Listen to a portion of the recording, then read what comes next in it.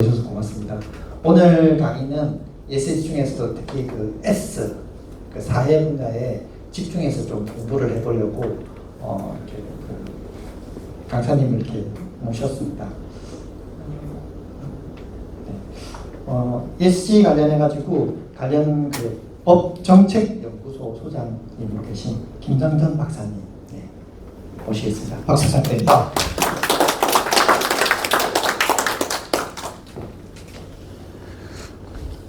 예.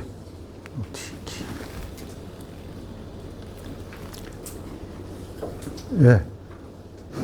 예, 안녕하십니까. 방금 소개받은 김성철입니다.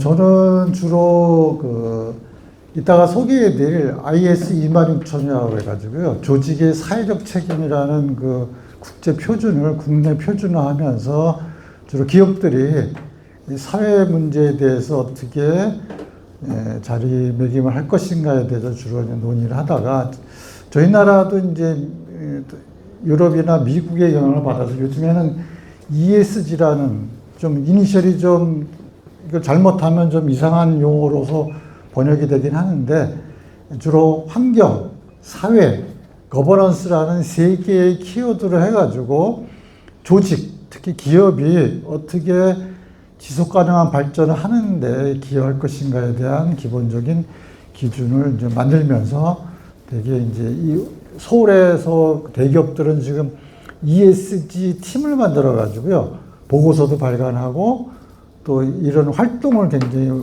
왕성하게 하고 있습니다. 그래서 오늘 통영시 경우도 이제 이런 부분의 영향에 걸맞게 이런 것을 하고 있다는 게 저는 처음에 이 강의를 요청받았을 때 통영시에서도 굉장히 이 분야에도 관심을 많이 갖고 있구나. 그러니까 통영에 계신 기업, 조직 오너나 거기에 관련된 분들이 이거에 대해 조금만 관심을 가지면은 굉장히 지역 발전에 기여할 것이다 하는 생각을 하게 됐습니다. 저는 이제 주로 환경이 아니라 거버넌스가 아니라 주로 이제 S 부분입니다. 사회적이라는 거. 소셜이라는 말입니다. 이 소셜이라는 말 자체가 미국이나 영국에서도 마찬가지로 굉장히 어려운 단어입니다. 그 다음에 이 사회적이라고 저희가 번역을 하는데 사회적이라고 번역하는 것도 실은 일본 사람이 어떤 학자가 이 사회라는 말을 갖다 소셜을 번역하면서 이제 18세기 때 이제 이 국내 동양권에서 이제 사회적이라는 표현이 이제 고착화 되는데 이 사회적이라는 게 뭐냐 딱 물어보면 쉽게 말할 수 없는 부분이 많습니다. 근데 ESG에서 사회라는 건 뭐냐면 이해관계자라고 보시면 되겠습니다. 어떻게 보냐면 ESG를 우리 가정에 다 여기 아버님 어머님이시면 가정에서 이제 생활을 보시면 내가 가정에 가서 저도 이제 가정을 이끄는 가장으로서 집에 가면 청소하고 설거지하는 문제는 결국은 이입니다. 환경의 문제입니다. 깨끗이 닦아내고 매일 정기 공경하고 쓰레기 갖다 버리고 하는 부분이 이제 이라고 보면은 뒤에 있는 거버넌스는 뭐냐면 집안에서 의사결정하는 구조라고 보시면 되겠습니다. 집안에서 남편이 아버지가 의사결정하는지 아니면 부인이 결정하는지 뭐 저도 이제 나이가 늙거나 하니까 이제 모든 의사결정이 부인한테 가긴 하지만 거버넌스가 변화가 되는데 또 가족에게 또 회의를 통해서 의사결정할 때 이제 이걸 기업에서는 이사회라고 그러거든요. 그럴 때 이제 보통 이제 거버넌스라고 얘기합니다. 근데 S는 뭐냐? S는 나를 기준으로 해서 보면은 처갓집, 내 아버님은 뭐 시가라고 그러죠. 시가집. 그다음에 직장에서의 직장 동료, 친구 또는 아니면 오늘 같은 이런 협의 때 여러분이 오셨던 이런 소속감에 있어서의 관계가 전부 다 포함해서 S에 들어갑니다. 그래서 S는 굉장히 다양합니다. 이따가 말씀드리겠지만 주로 이제 이해관계자라는 걸로 이제 스테이크홀더라는 용어를 하는데 집에서의 쉐일드 홀더, 주주라면은 내가 내 집에서 내가 밥벌이 해가지고 내 집을 샀는데 나도 이 집에서 할 얘기가 있다 할 때 이제 주주라는 개념을 사용한다면 스테이크홀더는 직접적인 우리 가정에 돈을 버는데 도움이 안 됐지만은 그래도 막 이해관계자들이 의견을 개진하지. 어떻게 처남 그럴 수 있어? 뭐 우리 며느리가 왜 이래? 뭐 친구야 왜 그래? 부장님 왜 그러세요? 하는 것처럼 주변 사람 나하고 직접적인 돈을 버는데 기여를 안 했지만 나하고 관계 속에서 굉장히 멀리 있는 사람까지 나에 대해서 뭐라고 얘기할 때 우리가 소셜이라고 보시면 되겠습니다. 이 소셜은 기업으로 보면 기업에 대한 이해관계자들을 이제 이따가 이제 IS 26000의 기준으로 보시면은 다양한 사람의 목소리들을 어떻게 청취할 것이냐의 핵심이 이제 소셜이라고 보시면 되겠습니다. 그래서 저는 이제 이 기업이 왜 이 소셜에 대해서 관심을 가져야 되느냐는 말씀을 드리고, 그 중에서 이제 말씀드릴 기업이나 조직의 관점에서 내 물건을 사는 소비자의 목소리를 어떻게 반영할 거냐, 아니면 내 회사에서 내가 고용하고 있는 근로자의 목소리를 어떻게 반영해서 그 사람들을 행복하게 할 거냐, 또는 나를 포함한 모든 사람들에 관련돼서 인권을 어떻게 반영할 것이냐. 특히 통영의 경우는 이제 이 공정운영, 서플라이 체인이라고 얘기하는데, 관계, 공급망에서의 서로 연결되어 있는, 뭐, 어부가 있으면 어부가 가서 고기를 사오면은 이제, 도매상이 있고 소매상이 있는 관계를 얘기할 수도 있고, 뭐, 수협도 관계되어 있고, 여러 가지 사람들이 연결되어 있는 공급망에서의 나 위의 사람들의 관계들을 어떻게 할 것이냐. 특히 이제 요즘에서 제일 관심 갖는 게 지역사입니다. 지역에 있는 기업이나 조직들이 나만 잘 살고 나만 여기서 이득 취하고 먹튀하는 게 아니라 이 지역사에 얼마큼 뭔가 내려놓고 기여하느냐의 문제에 대해서 ESG에서는 굉장히, S 부분에서는 굉장히 중요하다고 보시면 됩니다. 그래서 ESG가 나오게 된 배경에 좀 이따가 이제 S에 실패한 사례들을 말씀드리면, 그게 이제 지역사회를 해칠 수 있는 부분들이 있기 때문에 그런 부분에 조금 관심을 갖고 지역의 조직이나 기업들에게 얘기를 하신다면 도움이 될 수 있는 부분입니다. 그 다음에 마지막으로 ESG의 미래에 대해서 말씀드리고, 통영에서 조금 더 한 단계 지속가능 발전을 넘어가지고 ESG 또는 지속가능 관광이라는 관점에서, 제가 어제 이제 일찍 내려와가지고 하루 동안 투어를 하며 느낀 통영의 느낌은 굉장히 발전 가능성이 높다고 보시면 되겠습니다. 제가 이제 한 3년 전인가 한번 이태리 갔다, 5년 전에 이태리 갔을 때 느꼈던 느낌처럼 무궁한 관광 자원이 있는데도 불구하고 이게 이제 더 발전 가능한 여지가 있는 아주 중요한 도시라는 걸 느껴서, ESG에서 이제 환경도 중요하고 거버넌스 중요하지만 S 부분에 대해 조금 더 신경을 써서 운영하신다면 통영시가 지역사회 다른 지역에게도 굉장히 모범이 되는 사례가 되지 않을까 생각해서 오늘 강의는 이제 주로 S 부분에 관해 조금 말씀드리도록 하겠습니다. 주로 이제 조직이라는, 기업보다는 좀 넓은 의미에서 조직입니다. 여기 협의회도 이제 조직이 하나 볼 수가 있는데, 이 기업이라는 관점에서 볼 때 이 사회하고 관계가 어떻게 되냐. 원래 기업이 만들어진 거는 인류가 만들어진, 여기 책 제목처럼 인류 최고의 발명품이 뭔지 아십니까? 돈하고 기업이라고 얘기합니다. 근데 돈하고 기업은 손으로 만질 수가 없어요. 이게 자연 산물이 아니기 때문에 먹거나 자연에 떨어져서 가서 낙전으로 먹는 것이 아니라 인간이 만들어 놓은 이 사회적 실제라고 얘기합니다. 사회적 존재론에서 굉장히 중요하게 얘기하는데, 여기에 이제 기업이 사회적 실제로서 왜 이것이 존재하느냐, 돈하고, 이 우리들 사회 속에 있는 우리 사회적 동물로서의 인간들이 돈하고 기업에 대해서는 서로 신뢰를 하는 겁니다. 그 조직의 제도를 신뢰하면서 기업이 이제 발명이 되고 그것이 사회 시장에서 큰 중심축이 되고 있는데, 이 기업을 어떻게 볼 거냐에 대해서 이거는 사람하고 비슷하게 본다. 아니야, 이건 기업은 존재하지 않는다는 이론까지 있었는데, 최근에 와서는 별도의 실제설이 있어가지고, 이건 사회적 실제다.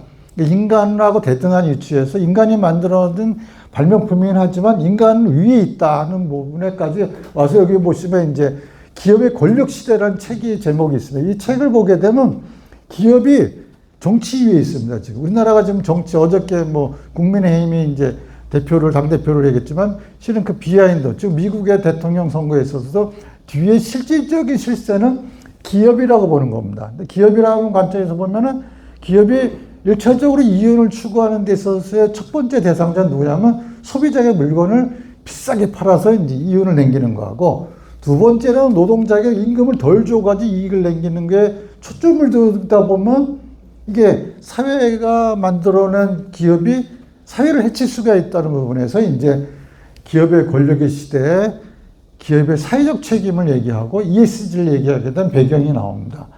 특히 여기에 보시면 기업 범죄 부분을 보게 되면 결정적으로 사회적 책임과 ESG가 나오게 된 첫 번째 사건이 뭐냐면 1990년대 아이키 아동 노동 사건입니다. 이 타임즈가 기획 보도를 했는데 파키스탄인가 방글라데시에 갔더니 나이키 신발이 갖다 이게 밑창에 고무 밴드를 바르는 거를 초등학교도 아직 못 간 애들이 그걸 바르면서 0.5센트인가 하나당 하여튼 뭐 그런 걸 해서 사진하고 타임즈에 나오면서 어마어마한 전 세계적으로 이제 이게 좀 90년 정도 될 때 인터넷이 발달돼 가지고 이게 이제 전 세계에 바람을 불면서 특히 핀란드, 덴마크, 스웨덴 쪽에 북구 유럽 사람들이 불매 운동에 들어갔습니다. 나이키.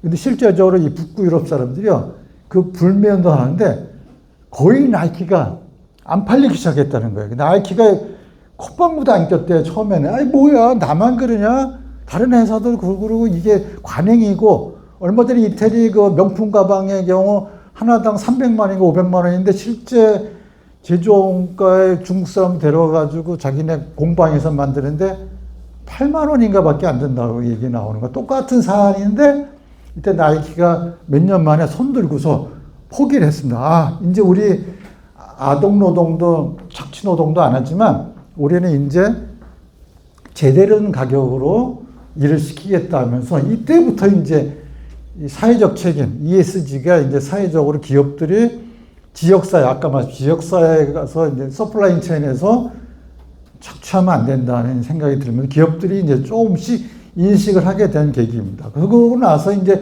투자자들이, 저 기업은 저 나쁜 짓을 하는데 우리가 계속 투자해야 되냐? 돈을 빼야 되겠다는 생각을 하면서 이제 ESG라는 개념으로 넘어가게 된 계기라고 보시면 돼요. 특히 미국의 경우는 2001년도에 앨런 분식회계가 되면서 앨런이 그 당시에 아주 되게 대기업인데 어느 날 갑자기 분식회계해가지고 사회적 물의를 일으키고 또 2010년에는 멕시코만 앞에 이제 원유 유출 사건이 생기면서 어마어마한 환경 문제가 생기면서 왜 기업이 왜 이런 식으로 하느냐 하면서 또 저희 나라 같으면 이 부산 지역의 낙동강 패널 사건이라든지 태안의 기름 유출 사건 최근에 와서는 가습기 사고 아직도 해결이 안 됐어요. 이거 참 창피한 부끄러운 사건이죠. 기업이 책임을 안 지려고 그래요.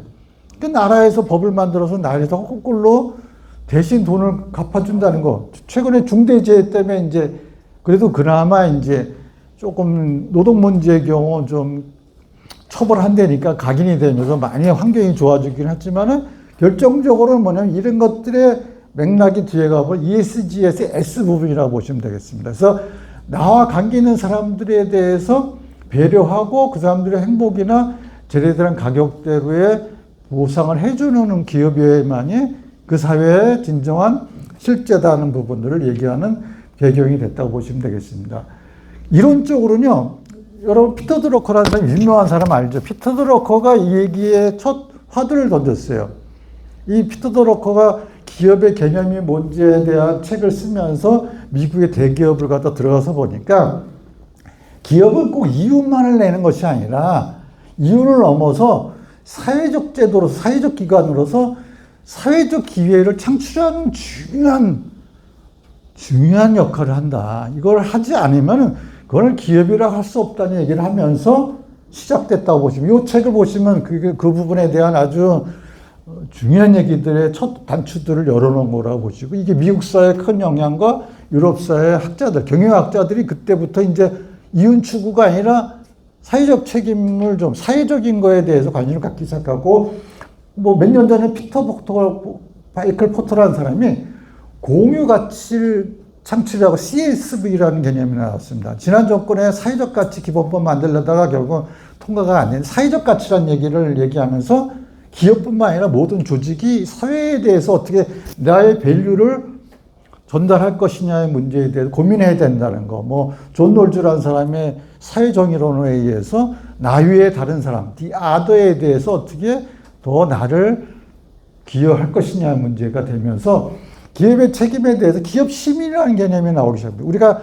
개인의 시민도 나오지만 기업도 이 조직에서는 기업 시민이라고 단순히 사회공헌하는 거로만 되는 게 아니라 사회공헌해서 뭐 쓰레기 줍거나 뭐 저기 장애인 또는 뭐 저소득층에 가서 뭔가 이렇게 주는 것을 끝나는 것이 아니라 자신의 생존의 문제입니다. 지속가능 경영, 지속가능 발전하고 똑같이 사회가 잘 오랫동안 살아있으려면 지속가능 발전의 기본적인 요소가 관심 있는 것처럼 경영의 경우도 마찬가지로 지속가능 경영을 하는 모티브를 가져야 된다는 책임이 되면서 처음에 이제 CSR, 기업의 사회적 책임이라는 개념으로 정착됐다가 최근에 와서 이제 ESG라고 해서 투자자 관점입니다. 그러니까 옛날에 CSR 관점은 뭐냐면 기업의 관점입니다. 기업에서 내가 이제 우리 사회에서 중요한 역할을 하니까 내가 우리 사회에 좀 관심을 가져야 되겠다는 약간의 이제 기업 중심이라면 ESG는 뭐냐 투자자들이 야 니네 기업 중에 투자를 안 받으면 이 생존을 못 하거든요. 그래서 대출하는 은행이나 또는 펀드업자들이 펀드 하는 사람들이 그 사람들을 평가할 때 ESG를 가지고 평가를 합니다. 근데 이 환경에 대해서는 평가 기준이 어느 정도 돼 있어가지고 대충 안 하고 거버넌스도 어렵지 않은데 제일 어려운 건 S입니다. S. S를 하려고 봤더니 너무 모호해요. 그 다음에 여러 개의 요소가 이해관계자가 있기 때문에 이들 간에 밸류를 갖다 측정해가지고 합쳐서 계산하려니까 굉장히 어려운 요소가 있는 것이 ESG의 또 약점인데 S의 약점이기도 합니다만 점점 이게 이제 개량화되고 또 이 펀드 회사들이 투자자 중에는 어떤 것만 물어보냐면 외국계 투자자들이 우리 삼성에 대해서 알고 싶다 그러면 노동 문제만 집중적으로 들어오는 투자자가 있고요. 또 소비자 문제에 대해서는 물어보는 투자자가 있는 것처럼 이 네 가지의 이해관계자를 묶어서 S를 갖다 종합적으로 인식해서 투자를 하는 것이 아니라 우리 펀드는 어느 문제에 대해서 잘하는 회사에 대해서만 돈을 투자하겠다고 하는 기본적인 출발점. 미국 같은 거나 유럽에서는 이 펀드 회사 중에 제일 돈이 많은 게 국민연금이긴 하는데 유럽이나 미국 가 보시면요. 기독교 계통의 자본이 굉장히 많습니다. 기독교적인 정신을 가지고 이 기업을 보는데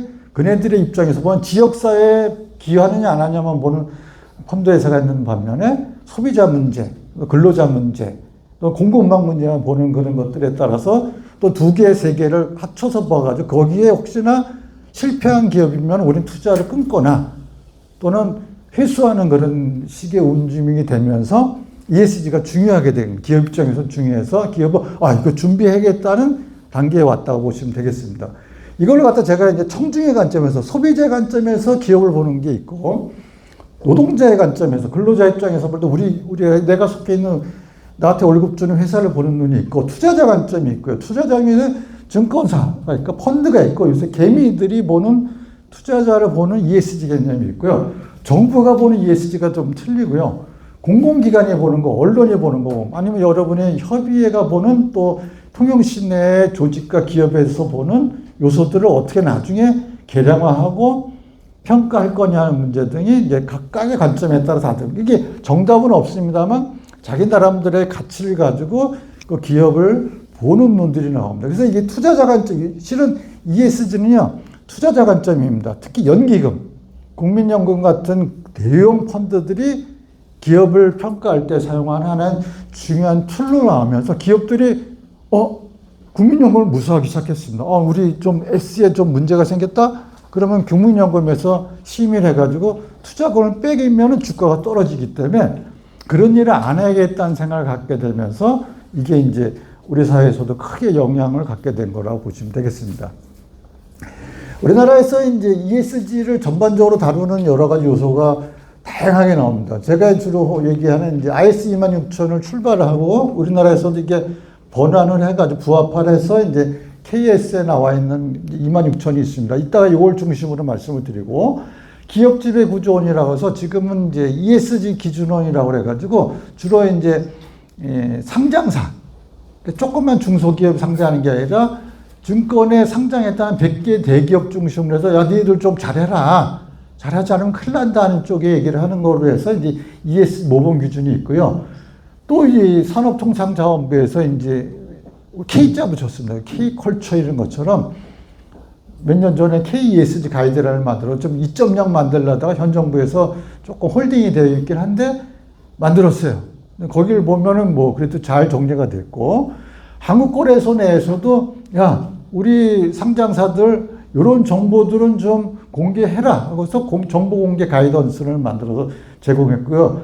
국민연금이 우리나라의 펀드 연기금이 제일 파워가 제일 쌉니다. 그래서 이게 돈을 빼면은 뭐 삼성도 흔들릴 정도로 굉장히 자본력이 있어가지고 여기서 이제 ES 평가 지표를 최근에 만들어서 조금씩 강제적이지는 않지만은 내부에서 의견을 제진해가지고 어떤 기업이 잘못하면 주식을 팔아가지고 회수하려고 하는 움직임이 있습니다. 이런 영향의 접점에는 유럽이 있습니다. 유럽이 최근에 많은 이제 지침이나 법률을 만들었는데 맨 끝에 있는 기업 지속 가능 보고 지침이라고 최근에 만든 법인데 이제 이는 강제로 공개하게 됐습니다. 이런 것들을 임의로 자기가 편의상 보고서에다가 넣을까 말까 하는 게 아니라 정보를 제공을 잘못하면 거기 페널티가 과태료가 어마어마하게 부과되는 지침을 최근에 만들어가지고 표준안을 만들어서 지금 내후년이나 몇 년 뒤에 이제 정식으로 뭐 매출이 얼마 이상의 기업의 경우는 이제 강제적으로 공개를 하도록 되기 때문에 이 공개가 되면 이제 소비자나 근로자나 투자자들이 보고서 이 기업이 이런 잘못을 했었네 하고서 알게 되는 계기가 되면서 그 기업에 대해서 밸류, 사회적 가치를 높일 건가 낮힐 것인가, 투자를 할 것이냐 말 것이냐를 결정하는 그런 기준들이 나와서 우리나라도 이거 지금 현 정부에서도 이걸 우리나라도 공개를 강제할 건가 말 건가 금감위하고 금감원이 지금 고민을 하고 있는 단계라고 보시면 되겠습니다. 굉장히 중요한 전환점입니다. 미국은 또 이거를 싫어해요.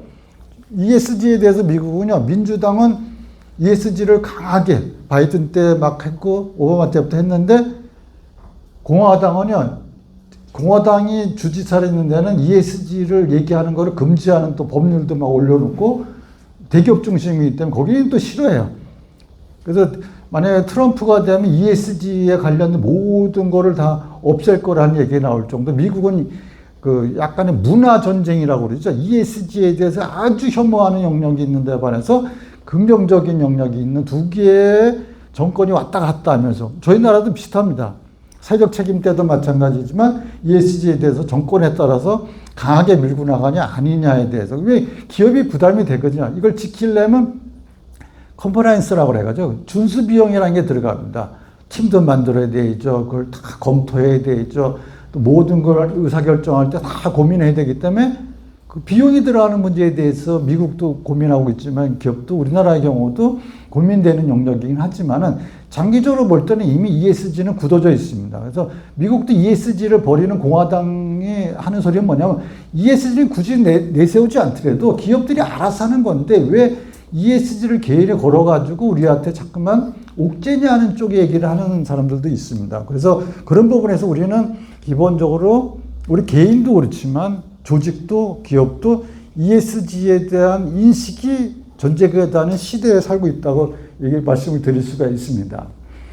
다시 한번 ESG의 이제 약간의 이제 세레머니를 말씀드리면 여기 보시면 이제 우리가 환경, 사회, 지배 구조 이렇게 번역을 할 때 사회공헌이라고 번역하는 사람도 있고요. 사회적 책임이라고 소셜을 번역하는 사람도 있는데 이건 일종의 이제 소셜로 저는 사회적이라는 게 정확한 번역어라고 볼 수가 있겠습니다. 여기 이 뜻은 뭐냐, ESG의 뜻은 뭐냐면 기업이 환경과 사회와 지배구조에 끼치는 영향, 또 그것이 조금 잘못됐을 때 미치는 위험, 거꾸로 얘기하면 그걸 잘 지켰을 때의 기회라는 관점으로 보시면 되겠습니다. 그래서 조직과 기업들이 또 통영시내에 있는 조직과 기업들이 사회 환경에 대해서 신경 썼고 사회에 미치는 영향과 거버넌스에 지배구조에 어떤 영향을 미칠 것인가에 대한 검토를 하면서 리스크가 되지 않도록 위험이 리스크가 되지 않도록 하고 그걸 기회로 삼을 수 있는 모티브를 준다는 측면에서 ESG는 굉장히 중요한 하나의 메타포라고 보시면 되겠습니다. 소셜이라는 말은 굉장히 거부 반응이 많아요. 그래서 특히 정경련과 같은 한국경제연구원에서는요, 그걸 미신이라고 얘기할 정도 보고서가 나왔어요. 사회적이라는 미신이다 해가지고, 이거 뭐 뜬구름장이고, 왜 기업을 자꾸만 옥죄냐 하는 쪽으로 얘기하면서 이거 버려라. 사회적 기변이, 사회적 거리니, 사회적 경제니, 뭐 소셜 미디어니, 뭐 사회적 정의니, 사회과학이란 말은 그 뜬구름 양쟁이다 얘기하는 사람도 있긴 한데, 그러나 실제적으로 얘기해 보시는 것처럼 의미는 있습니다. 사회적인 것이 어떤 의미를 갖느냐? 환경과 지배 구조는요, 지구의 문제입니다. 환경은 지구의 문제입니다. 나 하나로 해결되지 않고, 또는 지배 구조, 거버넌스는 내부의 문제입니다. 내부의 리더십 문제죠. 이번에 이번에 대표가 구속이 되니까 뭐 경영이 흔들린다고, 내부의 구조 문제라면 이 사회적인 건 좀 다릅니다. 회사와 사회, 아까 사회적, 그러니까 이해관계자 관계라고 보시면, 다른 기관과의 관계, 나의 내부에 있는 근로자, 소비자, 지역사회, 공급망과 관련된 내용이기 때문에 핵심적인 키워드는 뭐냐면 신뢰 구축입니다.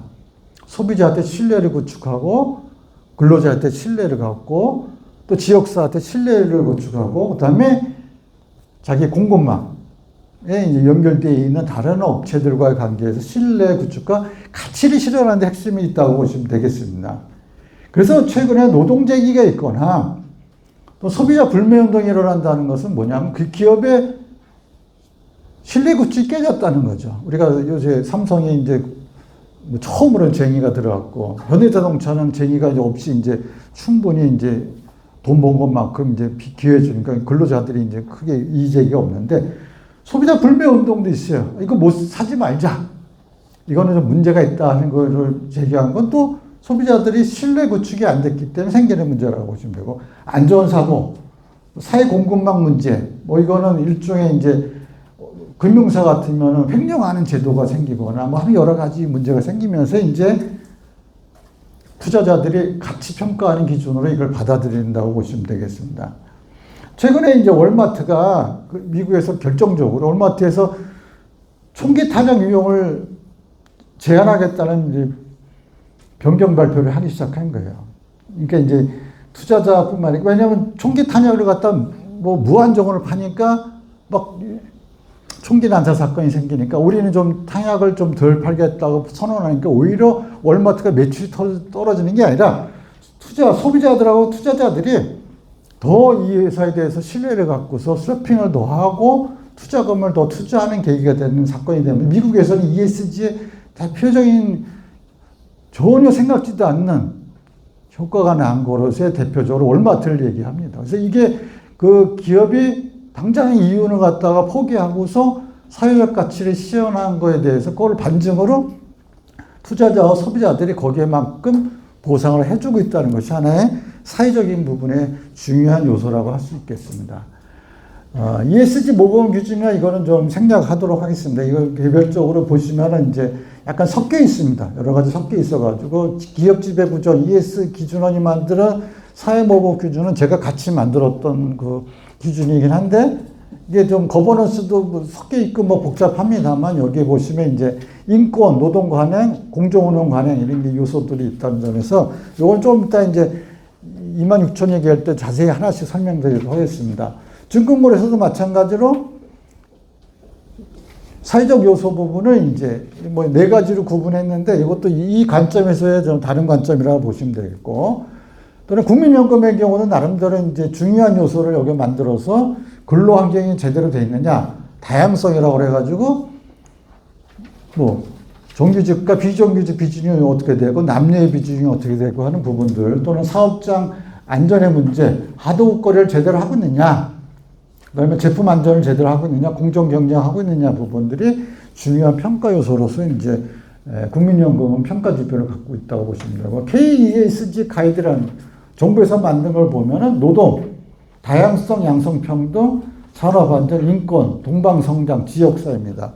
이게 전부 다 이제 이 IS 26000에 있는 내용들을 우리나라와 한 좀 요소라고 보시면 되겠는데, 그 내용이 비슷합니다. 그래서 제가 이제 키워드만 뽑아서 말씀을 드렸는데, 이건 참고 삼아 보시고, IS 26000에서 얘기하는 소셜 부분, 거기는 구분은 안 했지만 이제 소셜 부분만 제가 따로 끼워서 말씀을 드리면 좀 이해가 가실 거라고 보시면 되겠습니다. IS 26000에서는요, 2010년에 이거 법을 만들었고, 국제회의 때, 오늘 뭐, 한 번 오셨는데 저하고 같이 뭐 비엔나 가서 우리나라 얘기를 갖다 반영해서 이제 통과를 시켰고 그걸 이제 이듬해 2012년에 이제 국내 표준도 만들어서 전파하고 있습니다. 전파하고 있으면서 원래는 사회적 책임으로 시작됐습니다. 그래서 모든 조직이 사회적 책임이라는 틀 안에서 움직이는데 그 안에 이 환경이 들어가 있고 거버넌스가 들어가 있는데 실은 요거를 그 중에서 이제 S 부분만 제가 떼내가지고 보면은 이제 5가지 영역이라고 보시면 되겠습니다.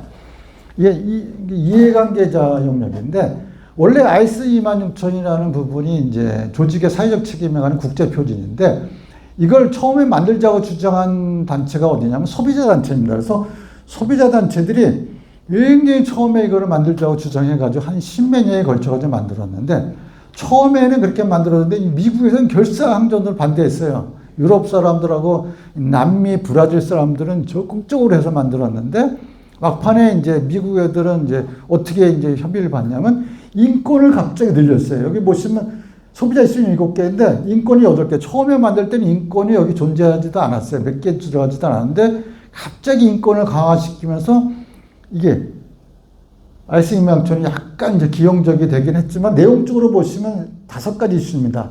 소비자 이슈. 기업이나 조직이 나의 커스터머, 소비자, 컨슈머에 대한 관계에서 어떤 노력을 해야 되느냐에 대한 기준을 만든 게 이제 소비자 이슈고 노동 관행.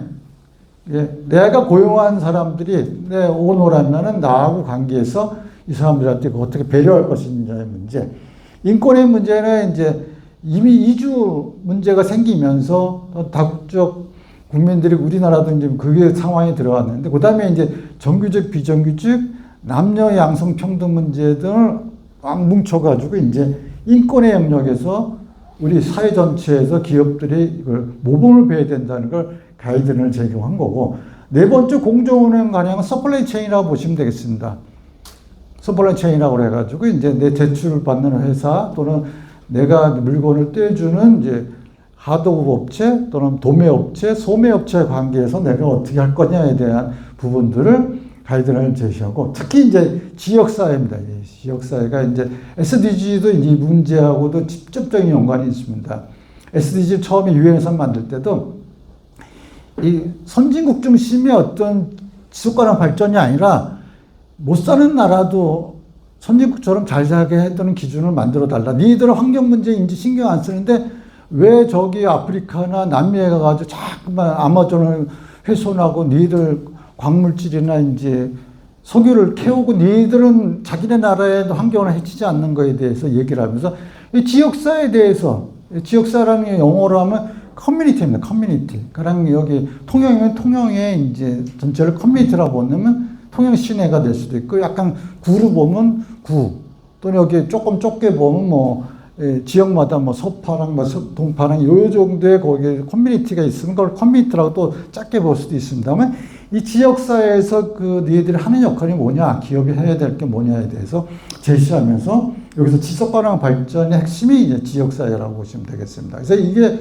실은 ESG가 S 부분이 결국은 지속가능 발전하고도 맥락이 같이 해야 되고 제가 이따 말씀드린 지속가능 관광하고도 관계가 있습니다. 제가 이제 통영을 죄송합니다만 처음 왔습니다. 고성까지 왔다가 이번에 강의 요청이 와서 야 고성까지 어떻게 내려가지 KTX도 없네 근데 버스 타고 내려오면서 느낀 게 내려오는 순간에 야 이거 이태리 온 것 같더라고. 이태리 느낌이 있었어요. 저 이태리 한번 갔다 오면서 이태리도 요거보다 더 해안선이 짧은 영역 가지고도 장사 어마어마하게 잘 되고 관광객도 어마어마하게 해서 지역사회가 제조업을 안 하고도 관광 서비스 가지고 이태리의 그 지역이 먹고 살고 그 지역 주민들이 그걸 가지고 충분히 전 세계 사람들을 세일하는데 야 통영이 그야말로 아기자기 동선에 야 이거 지역 지속가능 발전하고 플러스 지속가능 관광을 해야 되겠구나. ESG도 필요하고 그런 요소들을 합쳐가지고 이 지역사회 발전에 좀 많은 단체들이 모여가지고 또는 많은 소상공인 기업들이 모여서 자꾸만 의식개혁을 하면은 그야말로 이 지역사회 발전에 어마어마하고 통영이 이제 한국을 플러스해서 전 세계적으로 유명한 지역이 되지 않을까 하는 생각을 짧지만 어제 오늘 느끼면서 야, 이런 좋은 환경이 있구나 하는 걸 제가 느꼈습니다. 외지인으로서 제가 이렇게 얘기하면 또 내지인인 여러분이 또 무슨 소리 할 수도 있겠는데 가끔가다 제가 이번에 택시를 한 5번을 탔는데 택시 운전사한테 물어보면 우리가 가는 관광지는 모른대요. 안 가셨다는 거야. 그래서 거기 아세요? 그랬더니 모른대. 관심이 없다는 거야. 그래서 야, 이것도 조금 많은 역할들을 내부에서도 해야 되겠다는 생각을 하면서 제가 이제 이 강의를 준비하면서 잘 왔다. S 부분에 특히 지역사회 부분은 이 협의회가 촉매제가 돼서 좀 확산해야 되는 계기가 되지 않겠나 생각이 듭니다. 첫 번째 ESG의 S의 첫 번째가 소비자입니다. 이해관계 중에 첫 번째, 기업이 물건을 팔아가지고 서비스를 제공해가지고 돈을 받아야 먹고 살죠. 어제 티몬이 이런 데서 돈을 안 주니까 사업자도 망하고 소비자도 돈 튀기니까 이 사회가 막 뒤틀리는 상황이 됐는데 첫 번째는 뭐냐? 공정 마케팅이라고 보시면 되겠습니다. 기업이나 조직이 허위 광고를 하면 안 됩니다. 인터넷은 안 되고 가서 음식점에 갔더니 생각보다 틀리다. 좀 편파적이었다. 사실적이 아니었다. 돈 주고 누가 인터넷에서 그럴싸하게 광고해가지고 갔다 하면 이제 나중에 문제가 될 수 있는 거기 때문에 이 공정 마케팅을 소비자한테 하는 노력이 첫 번째 필요하다고 보시면 되겠고 두 번째는 뭐냐면 소비자의 보건과 안전보호입니다. 특히 통영시내 어제 오늘 이제 식사하면서 느낀 건데 다 먹는 거가 관광에서는 굉장히 중요하죠. 이때 이제 바로 상품 제공과 관련된 안전 문제. 이거는 뭐 햅스도 있고 다른 식품 안전에 영향도 있지만 실은 ESG S에서 굉장히 중요하다고 보시면 되겠습니다. 우리가 몰랐던 요소들이 자꾸만 식품 속에 들어가면서 이제 그것이 소비자 안전을 해칠 수 있는 부분이 있기 때문에 특히 요즘 같은 날씨의 경우는 식중독 문제가 가장 화두가 되기 때문에 이런 문제의 경우 특히 이제 성수기에 대한 다음 주부터 이제 통영은 이제 아주 긴장을 해야 되는 그런 문제가 볼 수 있는 하나의 중요한 키워드라고 보시면 되겠습니다. 지속가능 소비입니다. 쓰레기를 잠깐 버리고 끝나는 것이 아니라 환경교육을 해서 리사이클링도 하고 수리도 하고 하는 문제 등을 자꾸만 강조를 해야 됩니다. 최근에 와서 이제 이 계획적 진부화라는 개념이 있습니다. 계획적 진부화는 뭐냐면 의도적으로 핸드폰이 2년마다 한 번씩 갈게 하는 거 일부러 기능을 떨어뜨리게 해서 아무 이상 없는데 새로운 걸 자꾸만 사게 만듭니다. 여러분 자동차도 매년 2023년상, 2024년상 해가 자꾸만 옛날 거에 비해서 새 거가 좋은 거 좀 소비자들을 자꾸만 오인해가지고 수리해서 탈 수 있는 거, 수리해서 핸드폰 사용할 수 있는 걸 자꾸만 막고서 새 제품을 사게끔 하는 문제에 대해서 최근에 이제 애플이 미국에서 소송해서 결국은 뭐 패소는 안 했지만 이 계획적 진부화, 노후화라고 하죠. 계획적 노후화를 시킨 거에 대해서 수리할 권리 부분이 굉장히 중요합니다. 재활용을 떠나서 집에서 쓰는 기계를 다시 수리해서 품질 연한이 뭐 5년이면 5년, 3년이면 3년짜리를 5년 더 쓰게 할 수 있는 사회적 분위기를 만드는 것이 또 하나 굉장히 중요한 요소로서 얘기를 할 수 있는. 이거는 뭐 신제품을 만드는 회사한테는 아주 아킬레스건이죠. 그래서 최근에 이제 순환경제법이라고 해서 나온 거에 이제 권고사항으로 이제 노력의무로 들어가긴 했습니다. 수리할 권리가 또 하나의 화두로 통영시내는 또 더구나 이 환경 문제, 바닷가가 앞에 있기 때문에 이 오염되지 않도록 하는 문제들이 이제 하나의 중요한 환경교육이라는 리트러시라는 부분에서 중요하다고 보시면 되겠습니다. 그 다음에 소비자 서비스입니다. 여기는 관광의 서비스가 중심이기 때문에 어제 뭐 제주도 같은 경우도 자꾸만 이제 하도 이제 뭐 가격 문제하고 가성비가 안 맞는다 하니까 며칠 전에 보니까 뭐 별도의 이제 콜센터를 만들어 가지고 이제 서비스하고 불만 해결하겠다고 나선 것처럼 물론 여기 있는지 모르겠는데 제가 소비자단체 쪽 일을 하는데 여기는 소비단체가 YWC 하나밖에 없는 것 같더라고요. 그런 거에 전체 협의회가 모여서 지역의 관광에서의 불만이 있는 거를 모아서 분쟁을 해결해주고 소비자의 불만을 체크해가지고 지역사회에 다시 피드백 해가지고 지역사회 관광 서비스를 업그레이드 시키는 역할들도 필요하다고 보시면 되겠습니다. 제일 중요한 거는 이제 개인정보입니다. 소비자들이 여기 왔다 갔을 때 개인정보, 여러 가지 이제 숙박정보 이런 것들에 대한 프라이버시 문제, 여러 가지. 어제도 저희가 이제 모텔 내지 호텔에서 잤을 때 이거 뭐 이게 동영상 찍히는 거 아니냐, 뭐 저기서는 우리 쳐다보는 거 아니냐, 우리 왔다 갔다 하는 동선이 다 걸리는 거 아니냐, 여러 가지의 이제 있는데 우리가 스스로 찍어서 올리지 않는 한 다른 사람이 찍어서 올리는 거에 우리가 나오지가 않도록 하는 문제라든지 개인 데이터를 수집하는 뭐 불법이 있는지도 한번 체크하고 그 숙박 정보를 혹시나 딴 데다 팔게 되면 크게 문제가 되거든요. 그런 것들에 대한 내부의 이제 사업자들 간의 노력들이 필요하다고 보시면 되겠습니다. 그 다음에 이제 필수 서비스입니다. 이게 뭐냐면 물, 전기, 그 다음에 이제 핸드폰, 통신 서비스 같은 경우는 돈을 못 낸다고 해서 막 단전하고 단수하는 게 아닙니다. 이게 사회적으로도 이게 많이 달라지긴 했지만 이제 저소득층들한테 지속적으로 어느 정도까지는 이제 서비스를 계속 주는 것이 이제 필요한 상황이고, 특히 이제 교육과 인식의 문제입니다. 오늘도 이런 교육을 끊임없이 하고, 가능한 한 의무 교육처럼 막 억지로 앉아가지고 교육하는 것이 아니라 이 지역사회 발전하고 지역사회 관광을 위해서, 지역사회 또 도시의 발전을 위해서 어떻게 할 것인가에 대해서 교육도 하고, 특히 이제 시민들이 또는 여기에 소상공인 기업들의 인식 전환이 굉장히 중요한 부분인데 그 부분에 대해서 지속적으로 노력하는 것이 많이 필요합니다. 이거는 서울이라든지 대도시의 경우는 어느 정도 이제는 반영이 돼가지고 많이 달려졌습니다. 끊임없이 교육하다 보니까 이제는 이런 교육을 안 해도 그냥 인터넷에 올라가 있는 정보만으로도 본인의 행동을 조금씩 자제하고 있다는 것이 하나의 특징적인 요소라고 보시면 되겠습니다. 두 번째 스테이크홀더, 사회에서 노동입니다. 근로자죠. 노동자, 근로자. 우리는 이제 노동자라 하면 조금 좌파적 용어고, 순환 용어는 근로자죠. 내가 고용하거나 고용된 관계, 그다음에 고용주하고 나의 관계에서 이제 여러 가지, 뭐 불법 해고, 차별이 많이 이제 법이 강화돼가지고 이제 괜찮아졌지만, 최근에 재택 근로자에 대한 부분이라든지, 뭐 착취 문제, 뭐 이런 것 등에 이제 굉장히 사회적 문제에 대해서 제대로 이제, 그 다음에 파업하면 파업한 사람들을 뭐 고발한다든지 해서 엄청난 손해배상을 청구하는 문제 등이 사회적 기업으로서 기업의 이제 사회적 책임을 반영하는 게 하나의 중요한 바로메터로 갖고 있다고 보시면 되겠고, 근로조건, 뭐 임금이 너무 작다든지 최저임금보다 작게 준다든지 사회적 보호를 해가지고 뭐 휴가도 안 준다든지 뭐 인근 지역에 다른 지역에 있는 근로 조건하고 우리보다 더 열악하다든지 뭐 동일가치 근로 동일임금이 아니라 같이 근무하면서도 비정규직하고 정규직의 가격 임금이 뭐 2배, 3배 차이 나는, 일본 이제 은행들이 그걸 많이 하고 있는데,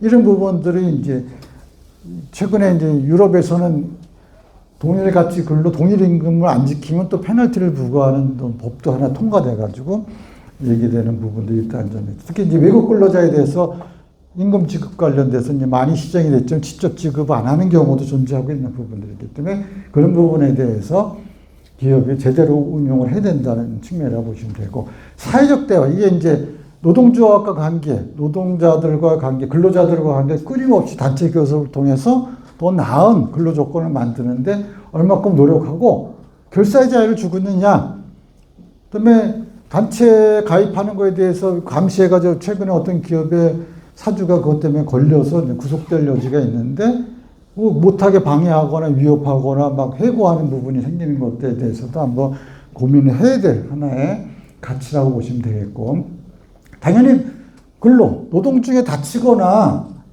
병 걸리면 안 되는 거죠. 이런 거에 대해서 헬모, 안전모를 쓴다든지 또는 뭐 코로나 때 마스크를 안 하게 한다든지 다른 식의 이제 위험적인 부분이 있거나 또 스트레스를 받게 하거나 질병이 발생했을 때 이 심리적, 요즘에 이제 우리나라가 정신건강의 문제가 화두가 되고 있습니다.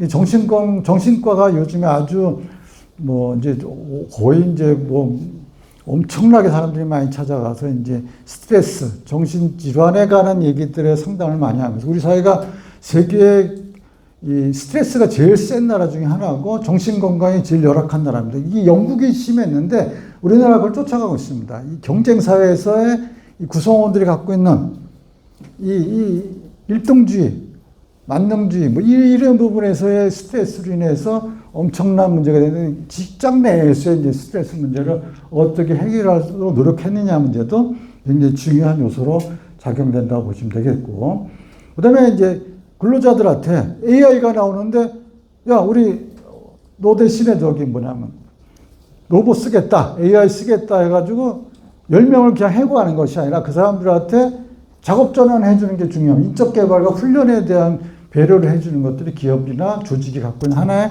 중요하더라고 보시면. 특히 이 문제는 인공지능이 나오면서 전 세계적으로 애플이나 최근에 이제 MS 같은 경우도 뭐 3,000명이나 뭐 10,000명이나 일시 해고하고 나온다고 봅니다. 그 사람들이 이제 필요 없을 정도로 인공지능이 문제를 다 해결해 준다고 보는 관점에서 볼 때는 우리 조직이 갖고 있는 이 문제. 최근에 이제 여기도 아직 못 봤는데 서울은 식당 들어가면 이제 종업원한테 주문 안 하고 모니터에다 눌러가지고 주문합니다. 그 다음에 거기서 주문 들어가면 미리 거기서 결제하면 그때서 물건인 음식이 나오기 때문에 먹튀도 없는 겁니다. 그게 이제 하나의 또 종업원을 줄이는 거지만 옛날에 있던 종업원은 어느 날 갑자기 실직이 됐을 때 그 사람들한테 이제 인적 개발과 훈련할 수 있는 기회를 조직이나 기업들이 부여하지 않는 상태에서 일방적으로 해고하는 경우에 사회적 가치를 어떻게 할 거냐 하는 논의가 굉장히 중요하게 작용한다고 보시면 되겠습니다. 인권의 문제입니다. 인권의 문제는 꼭 조직의 문제가 아니라 모든 우리 가정 내에서까지 다 연결된다고 보시면 되겠습니다. 모든 영역이 내가 혼자 어디 걸어가거나 누굴 쳐다볼 때 흑인을 볼 때라든지 동양 사람을 볼 때 또 우리나라 사람이 저 같은 경우도 옛날에 한 10년, 20년 전에 저기 유럽 가거나 미국 가잖아요. 제 얼굴이 왜 왔냐? 너 누구냐? 당장 일본에 출장 가면 일본 애들이 무시하고 조센진 왔냐 그러고 영국에 갔더니 직접 안 만나요. 저 창고에 데려갔더니 냄새 난다고. 어휴.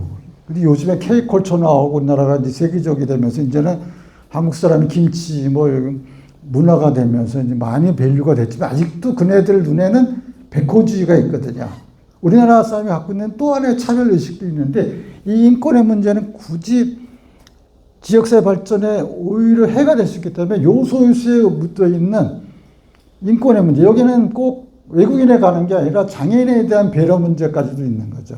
여러 가지 이제 나보다 못한 사람들, 나보다 공부 못한 사람들, 나보다 덜 갖고 있는 사람들에 대한 상황들을 언제든지 파악을 해야 됩니다. 실사라는 게 그겁니다. 항상 내가 모니터링을 해가지고 우리 회사 내에서, 우리 조직 내에서 혹시나 뭔가 얼마 전에도 계속 텔레비에 나왔지만 술자리에 가가지고 뭐 뽀뽀한다든지 뭐 이렇게 하는 행동들이 실질적으로 실사 그런 걸 자꾸 모니터링해서 윗사람들이 보고 해서 못하게끔 막아야 되는데 그런 게 잘 안 됐을 때 그 조직의 와해가 되거나 지역사회에 미치는 악영향이 굉장히 큰 거라고 보시면 특히 이게 인권 리스크가 발생하는 폭동도 일어날 수 있거든요. 최근에 프랑스가 그런 상황이거든요. 폭동이 막 일어나고 이민자가 왔는데 일자리를 안 주니까 폭동이 일어나는 부분들이 바로 이 빈곤의 문제, 자연재해와 관련돼서 부패 문제와 관련해서 굉장히 심각하다고 보시면 되겠습니다. 연루 공모죠. 그래서 인권 침해하는 조직들이 이렇게 연루돼가지고 의도적으로 서로 짬짬이를 해가지고 뭐 특정 계층에 대해서 뭐 계약을 안 한다든지 하는 부분들이 생기는 공모, 연루되는 부분들이 알게 모르게 있거든요. 그런 것들을 잘라내는 게 필요하고 빨리 고충 처리 상담을 받자마자 아무리 동남아 사람이라 하더라도 적극적으로 그 문제를 해결해 주는 노력들이 우리 사회가 갖고 있는 중요한 요소라고 보시면 되겠습니다. 차별, 취약계층, 이게 이제 여성, 여자, 어린이, 장애인, 아동, 토착민, 이주자, 이주근로자, 카스트 제도. 우리나라도 뭐 인도만 있는 게 아니라 우리나라도 알게 모르게 카스트 제도가 있는데 인종차별, 고령층, 난민, 빈곤층, 문맹, 에이즈 환자, 소주 집단, 종교 집단에 대해 특정 종교 집단에 대해서 배제하는 문제. 이게 실상 인권 문제의 가장 핵심이라고 보시면 돼요. 이런 요소들에 대해서 우리 사회나 우리 조직이 제대로 컨트롤하고 있느냐. 그네들에게 또는 시민권이나 정치적 권리를 주고 있느냐의 문제에 대해서 우리가 끊임없이 고민해야 될 문제라고 보시면 되겠습니다. 우리 경제, 사회적, 문화적 권리도 주어져야 되는 거고 근로에 있어서도 기본적으로 그네들한테 국내인들하고 차별하거나 정상인하고 차별하지 않아야 될 요소들을 우리가 끊임없이 체크해야 된다고 보시면 되겠습니다. 공정운영은 뭐냐? 하도급 업체 관계라고 보시면 되겠습니다. 내가 하도급 업체를 갖다 막 폭리를 취하는 문제, 부패해가지고 뒷돈 받거나 뭐 가격을 막 깎아가지고 왜 건물들을 짓고 나면 막 뭐 어글리하게 되고 막 결함이 생기는 게 뭐냐 하도급 문제거든요. 이 하도급 문제가 우리 사회의 큰 부패의 원인이 되는 부분이기 때문에 이 문제를 해결하지 않으면 우리 사회가 건물에 못 들어가 사는 거죠. 건축하는 아파트를 불신하게 된다면 큰 문제가 되기 때문에 공정운행의 가장 핵심은 하도급 관계에서의 반부패라고 보시면 되겠습니다. 책임 있는 정치 참여라고 보시면 되겠습니다. 적극적으로 자기 생각을 정치적으로 이렇게 표방할 수 있는 환경도 만들어줘야 하는 게, 너 왜 그런 소리 해? 야, 너 누구네 편이야? 뭐, 너 우리 회사에서는 A라는 사람한테 하는데 너 왜 B라는 사람을 지원해? 너 왜 거기 가서 또 뭐 정당원이 됐어? 하는 문제가 생겼을 때 이제 사회적 공정 운영의 문제가 되고, 공정 경쟁이 또 중요합니다. 독점, 독과점 문제를 해결하는 게 굉장히 또 하나의 우리 사회 지역사회의 경우 특히 이제 그렇죠. 서로 뭉쳐가지고 한 업체가 새로 왔을 때 또 이방인 뭐 다른 지역인 사람과 장사할 때 장사를 못하게 하는 문제 등이 이제 사회적으로 큰 문제가 될 수 있는 요소가 있기 때문에 이런 문제들을 해결하는 부분들이 S의 핵심적인 내용이라고 보시면 되겠습니다. 같이 사들 아까 관계망, 공급망의 경우 끊임없이 연결되어 있는 뭐 어부가 해가지고 올라오는 공급망을 한번 체크해 보면 그 안에 이제 사회적 책임에 대한 기준들이 달리 적용될 수 있기 때문에 그 수협이 존재한다면 수협이 어민들의 물건을 가져와서 이렇게 경매해가지고 올라가고 판매하는 과정에 하나하나에 대해서 책임 의식을 가지고 사회적 책임을 촉진하도록 교육과 기준을 만들고 계속 권장하는 게 굉장히 필요합니다. 그게 굉장히 우리 사회에 중요한 역할이에요. 삼성이나 현대나 LG는 그 역할을 하도록 끊임없이 ESG 교육을 통해서 서플라이 체인에 있는 업체들에 가서 그게 없으면은 교육도 자기네 돈을 들여가지고 교육도 시켜주고 보고서도 쓰게 하고 그걸 시정하도록 계속 감시하고 있습니다. 그게 안 돼 있으면 공급망이 잘못되면 삼성 물건을 전 세계적으로 안 사요. 특정 업체, 이번에 애플이 중국에서 또는 어디서 문제가 생겼을 때 다른 지역에서 애플 거 불매운동하자 얘기 나오는 게 뭐냐면 공급망에서의 사회적 책임을 촉진하지 않았기 때문에 생기는 문제입니다. 그래서 끊임없이 지금 대기업들, 빅테크나 우리나라 대기업들은 자기네 관련된 업체들한테 끊임없이 자기네 돈을 통해서 교육시키는 부분들이 나오고, 재산권 존중은 뭐냐면 뭐 직무 발명하거나 지역의 토착민들, 특히 이 아마존에 있는 그 전통 지식을요, 옛날에 일본 사람들이 일찍 진출해가지고 걔네들의 그 지식을 가져와서 자기네가 특허를 만들어가지고 다시 그 토착민한테 그 사용하지 못하도록 하고 특허권을 갖다가 요구해가지고 사회적 문제가 돼가지고 일본 사람들이 그다음부터는 이걸 다 오픈하는 계기가 된 사건이 바로 이 재산권 존중이라고 보시면 되겠습니다. 그래서 이 직무 발명과 지역사회 고유 전통 지식을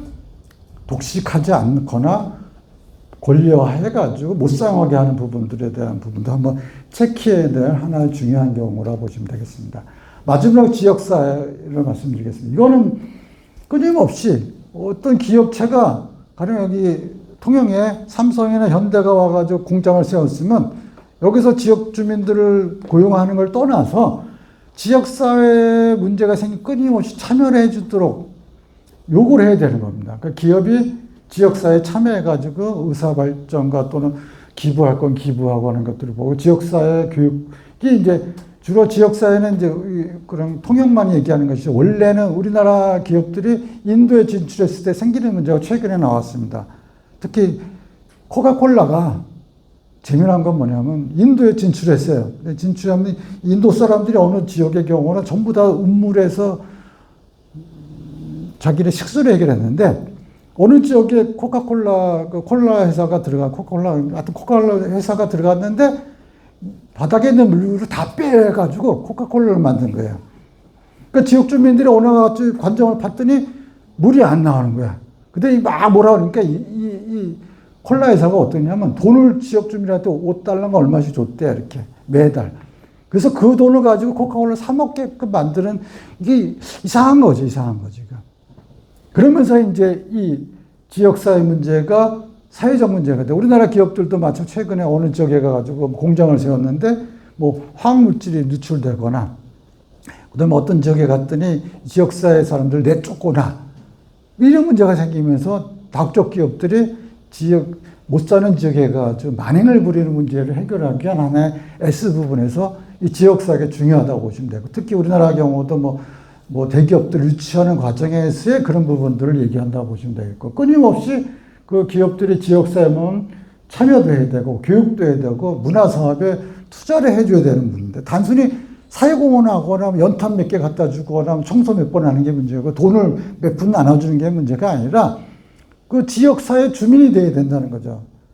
아까 기업시민이란 말 것처럼 그 지역사 주민이 되도록 유도하는 게 굉장히 중요하고 고용 창출도 해야 되고 기술 개발해가지고 자기네만 갖는 게 아니라 지역 주민들한테 무료로 나눠줘가지고 같이 공유하는 그런 부분들도 굉장히 중요한 하나의 기업의 역할이라고 볼 수 있겠고 자기네만 자꾸 이득을 나는 게 아니라 지역 주민들의 소득도 창출시키고 식당도 주변에 뭐 구내 식당도 있지만 가능한 한 저녁에는 구내 식당 이거 어느 회사에서 한번 그걸 실험했대요.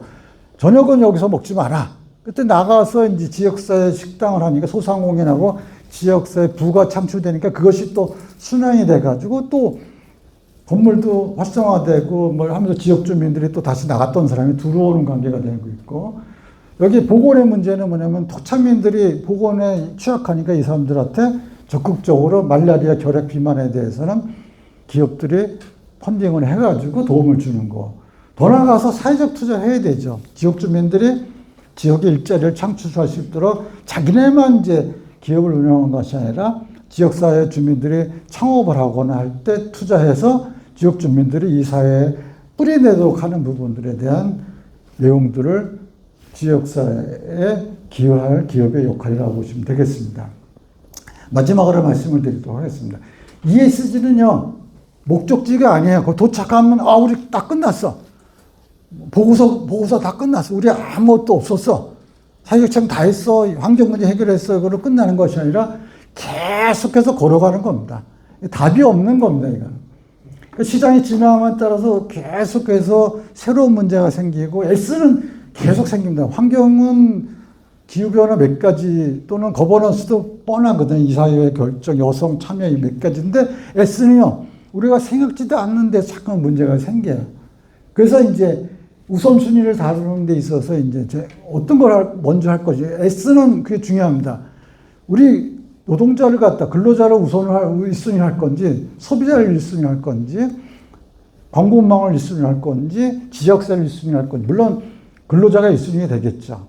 또 소비자가 1순위 되겠지만 중요한 건 뭐냐면 투명성입니다. 그거를 오픈해야 됩니다. 우리 기업은 이 지역에서 뭐를 우선시한다. 매년 선언을 해줘야 됩니다. 그래서 이 지역사회 1년간 또는 3년간 계획을 잡아서 우리는 환경 다음에 S에서는 거버넌스 뭐를 올해 실천하겠다는 걸 끊임없이 알려주는 건데 그래서 이제 보고서를 만들려고 권고를 하고 그냥 보고서를 만들었고 우리 빠다 발라서 대충 말을 해요. 우리 보고서에 이렇게 잘하고 있는 기업입니다 하고 워싱이라는 말이에요. ES 워싱, 그린 워싱처럼 우리 잘하고 있습니다 하면 뒤에 가서 보면 또 딴짓하고 있는 그런 형태가 아닌 투명성을 자기를 이렇게 대놓고 어카운티블리티라고 그러는데 언제든지 야, 너 뭐 좀 줘봐. 그러면 우리 이렇게 하고 있습니다 하고 그때서 보고서를 작성하는 것이 아니라 항상 설명해 할 수 있는 준비가 돼 있는 부분들이 굉장히 중요하다고 봅니다. 지금 아까 말씀드린 유럽처럼 보고 의무화가 돼가지고 안 하면은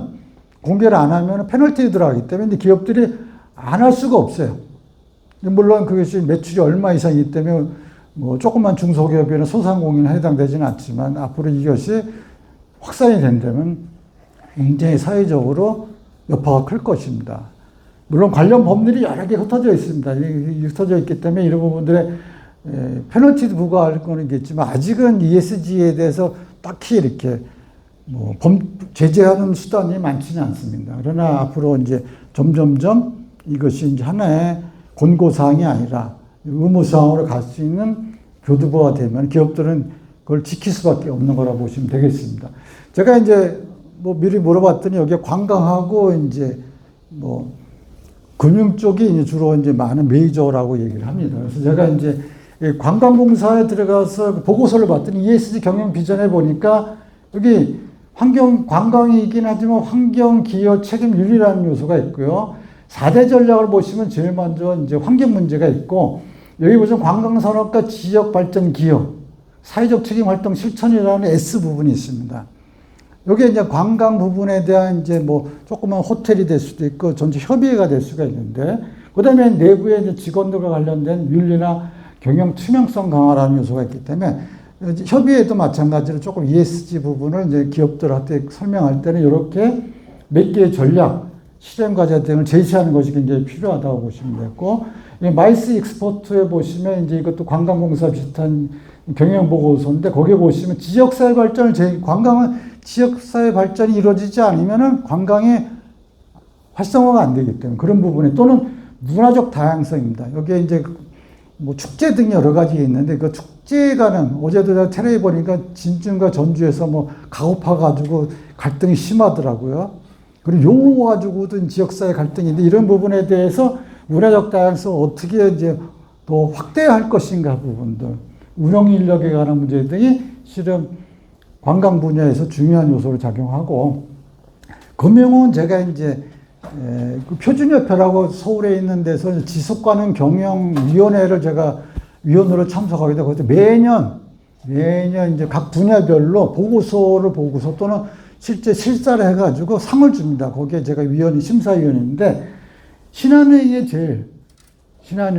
저기 DGB라든지 여기에 경영보고서가 작년 올해 해가지고 1등을 했어요. 1등을 해서 그 보고서를 한번 오픈되어 있으니까 한번 여기 금융 쪽에 있는 분은 작은 영역이긴 하지만은 거기에 보시면 이제 핵심적인 키워드가 뭐 지속가능 금융입니다. 환경, 사회, 거버넌스입니다. 그러니까 금융이 제일 앞에 있는 거죠. 당연히 금융기관은. 그다음 상생금융이라는 용어가 굉장히 포용금. 그래서 포용이 굉장히 중요합니다. DEI라고 해서 이제 많은 이제 그를 이제 아까 인권하고 연결되고 지역사회 참여 공헌, 디지털 혁신, 인적 자원 개발, 다양성과 인권, 안전 보건이라는 부분이 금융권에서도 이제 중요한 요소로 작용하고 있고, 여기 DGB 같은 경우는 비슷합니다만 이제 사용원 재단 만들고 지역사회 투자하고 성과 측정하고 특히 다양성, 형평성, 포용성 DEI라고 그러거든요. 이게 굉장히 중요합니다. 그래서 뭐 차별하지 않고 공평하게 운영하는 부분, 인권 경영, 안전 보건 경영, 공무원 관리에 대해서 보고서가 1등을 했습니다. 1등 해서 상도 받아왔기 때문에 이것들이 꾸준히 여기에 그렇게 보고서를 만들 만큼 큰 회사가 없더라도 나름대로 조그맣게 만들어서 홈페이지가 있으면 나름대로 오픈해가지고 나름대로 올해 우리는 ESG 이거를 선언하는 그런 장들을 만들어주는 것도 하나의 홈페이지를 한번 체크하셔가지고 통영시내만으로도 한번 이렇게 그걸 업그레이드 시키는 거를 권장해주는 것도 하나 중요하다고 볼 수 있겠습니다. 마지막으로 제가 어제 오늘 내려오기 전에 이제 한번 뒤져봤더니 통영시내 지금 여기 협의회 같은 경우는 원래 환경기본조례위에서 만들어졌는데 지속가능 발전 조례가 만들어지면서 그 업무를 이제 같이 근거조항인 저는 그건 줄 알았더니 아직도 환경기본조례로 되어 있는데 실은 ESG 경영 확산 지원 조례를 만들었으면 좋겠습니다. 다른 지역의 경상남도가 최근에 만들었는데 경상남도에 속해 있는 도시니까 지자체니까 이걸 그대로 빨리 통영시도 만들어서 ESG 경영 확산 및 지원 조례를 만들어서 조그만 업체들, 소상인까지 해서 조그만 기업들을 지금 중급에서 돈을 지원해 주거든요. 조그만 중소기업들은 그래서 보고서 만들도록 하고 직원을 교육시키는 부분이 진주시도 만들었고요. 창원시도 만들었고 경상북도인지 거제시, 경주시, 구미시, 경상도 지역의 경우는 이미 이 정도에 특히 경주시가 이제 관광도시인데 여기도 이제 하나 관광도시라서 통영도 하나 빨리 만들어서 이 업무를 협의회 이름을 나중에 조금 변형을 할 수도 있겠지만 업무로 가지고 오셔가지고 교육 프로그램이라든지 보고서 이런 거 선언하는 것들의 인식 제고를 하는 게 필요하고, 저는 어제 오늘 느낀 건데 이 지속가능 관광을 여기도 화두로 가져왔으면 좋겠습니다. 지속가능 발전도 있지만은 그쪽에 특화된 통영시를 관광 도시로 만든다면, 말하면 뭐 아시아의 나폴리를 만든다든지 뭐 피렌체를 만든다든지 이태리아 같은 형태로 만든다면 이 지속가능 관광이 굉장히 중요합니다. 어느 정도 지나서 제주도가 지금 위기에 있는 거는 뭐냐면 이 지속 가능 관광이 불가능하게 되는 상황까지 갈 수가 있어요. 가격에 뭐 지역의 소상인들이 이게 인식이 안 돼 있거나 땅값 올라가고 뭐 임대료 올라가고 음식값 비싸고 뭐 가성비 떨어지고 그러면은 이제 우리 국민들이 아 일본 가는 게 낫다, 동남아시아 간다 이렇게 되면 이제 지속 가능 관광이 안 되거든요. 그래서 가까운 이제 광명시 같은 경우는 관광도 안 하면서 지속 가능 관광 육성 및 지원 조례가 만들어지고 뭐 광주시 같은 경우나 대전광역시, 영암구 같은 게 이제 조그만 데서 군 단위에서도 이제 구 단위에서도 지속 가능 관광을 얘기하는데 통영시야말로 선도적으로 이거부터 빨리 만들어야죠. 만들어서 지역 관광업자들한테 그냥 하라 하는 게 아니라 그 지원해줘야죠. 지원해주고 인식 제고하고 환경을 만들어주고 하는 부분들이 진행이 되는데 이거는 뭐 수협이 할 수도 있고 수협이 대신해서 이걸 이제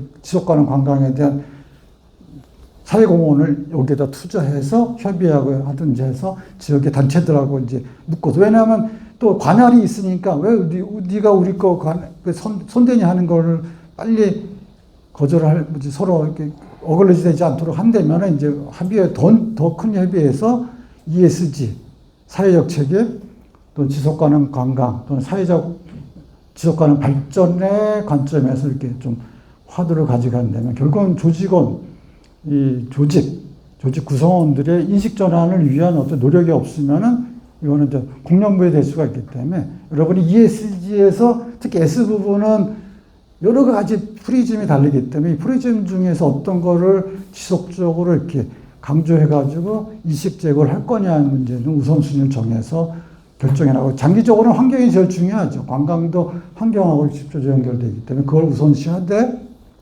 S 부분에서 통영시만의 이제 나름대로의 이제 시장과 의회가 나서서 이 지역사회를 위해서 변화를 가진다면 그야말로 통영시가 제가 볼 때는 이 새로운 모델이 되지 않을까 싶은 생각이 들어서 이미 하시고 계시겠지만 거기에 좀 하나 더 업그레이드 시킨다면 제가 이제 이런 말씀을 드리는 거로 제 얘기를 끝내도록 하겠습니다. 감사합니다. 혹시 뭐 질문 있거나 혹시 제가 뭐 잘못 알고 있었던 내용이 있으시면 말씀해 주시면 뭐 좋겠습니다.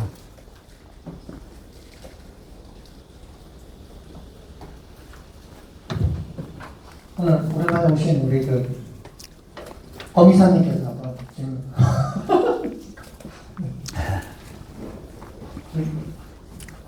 질문 있으실까요? 여기 저기 하신대. 네? 통영에 처음 오셨다 그래야 되는데 네, 예. 혹시 통영에 오셔가지고 관광 분야에서 어떤 부분을 좀 부각시키면 좋겠는지 한번 좀. 예, 예.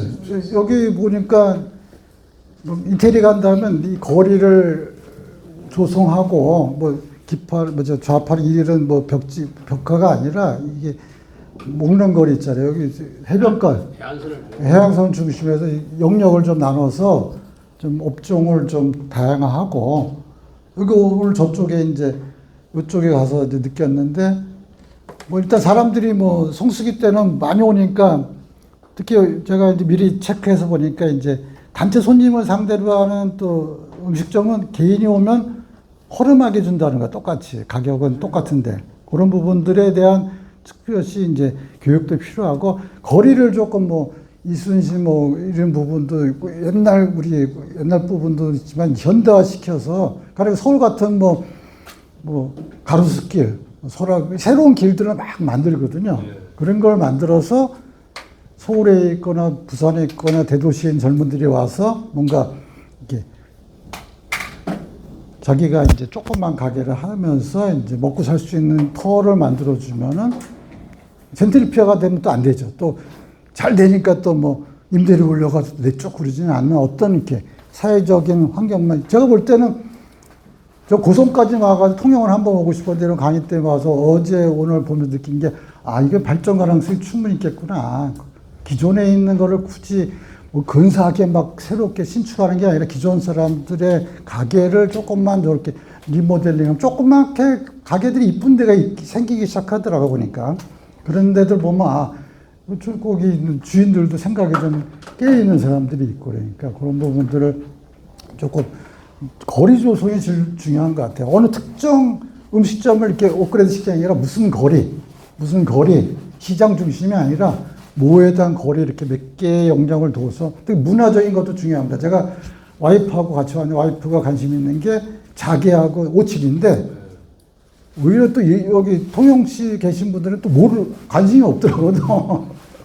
프로그램도 없고 또 그걸 묻고는 어떤 관광 뭐 3시간이 2시간짜리 프로그램도 만들면은 그 서울에서 공부하고 있는 사람들이 와가지고 충분히 그 코스를 내가 운전하지 않고 이렇게 와가지고 그 사람들한테 맡겨가지고 돌아다닐 수도 있는데 그 관광 코스는 문화거든, 문화. 먹는 거가 문화거든요. 그래서 이순신도 굉장히 우리 중요하고 우리나라 자기의 오칠도 하나의 문화 상품으로서 굳이 만들어서 그걸 고가로 파는 게 아니라 체험 관광도 굉장히 중요하거든요.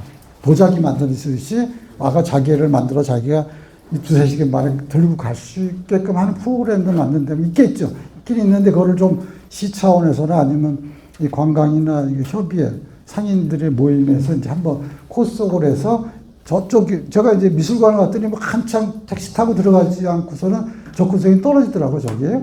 그걸 좀 이런데 좀 가까운데 어느 건물 하나에다가 이렇게 프로그램을 만든다면 사람들이 걸어가가지고 직접 이렇게 체험할 수 있는 요소가 되지 않겠나. 아주 짧은 이틀 만의 느낌이라고 볼 수 있겠습니다. 여러분의 경우는 너무 뭐 제약 요건이 많은 걸 아시겠지만 하여튼 그런 것들을 좀 해주신다면 저는 경주보다 더 낫지 않나, 환경에서는. 옛날 그 유적이라는 개념을 떠나서 여기는 자연 환경이거든요. 그거야말로 최고의 자산이 아닌가 싶은 생각이 듭니다. 네. 그 종을 우리는 모르고 있어요, 이제. 저는 이태리 느낌이 들었다니까. 이태리 갔을 때 갔더니 똑같아요. 해안가하고 섬 있는 거하고. 근데 이게 뭔가 이제 시작점이구나 하는 생각이 드는 거죠. 외국인들한테 뜨문뜨문 보이는데 걔네들한테 인터뷰해 보시면요. 이태리보다 낫다 그럴 거예요. 여러 몇 군데만, 해안선 2-3군데에 다른 영역, 여기하고 다르고 저기 다르고 저기 다른데 그걸 물어보고 인터뷰해 보면 그네들이 더 잘할 거예요. 전 세계를 돌아다녔기 때문에 이 자연이 갖고 있는 요소가 걔네들한테는 야, 이 통영 멋있구나 하는 생각을 해서 악착같이 걔네들이 인터넷에 올려놓으면 여기 뭐 국내인이 아니라 외국인들이 와가지고 이제 줄 설 수 있는 그런 환경이 되겠죠. 저는 그게 충분히 느꼈어요. 짧지만. 하여튼 잘 해주셨으면 하는 생각이 들어서 저희 강의는 뭐 이 정도로 끝내도록 하겠습니다. 감사합니다. 네, 고맙습니다. 오늘 그 예시지 중에 이제 S에 대한 내용을 들었는데요. 아마 이제 다음 강의도 아까 말씀해 주셨다시피 S가 워낙 방대한 영역도 방대하고 어려운 분야라 가지고 S에 관련된 강의들이 몇 번 더 이렇게 이어질 예정입니다. 오늘 하찮은 업도로 이렇게 강의해 주신 우리 강사님께 박수 드리면서 마치도록 하겠습니다. 네, 고맙습니다.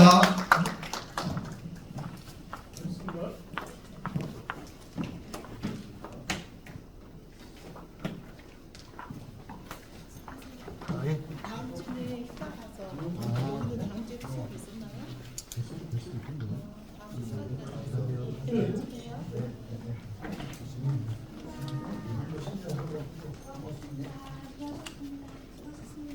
네, 고맙습니다. 이 강의 끝나고